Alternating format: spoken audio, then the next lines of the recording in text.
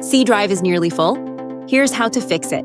Situation 1. Free space is available to extend the C drive. Open Minitool Partition Wizard.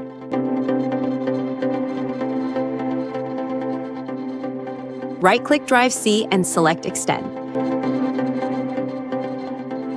Choose the partition that has enough free space. Decide how much space to allocate to Drive C. Confirm and apply the changes.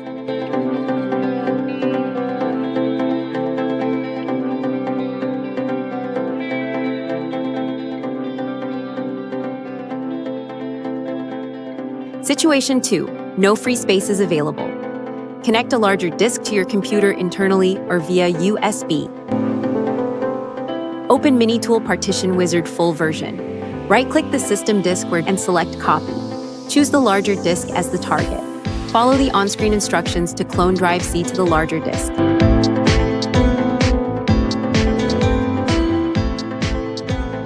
Replace the original disk with the larger one and boot the computer.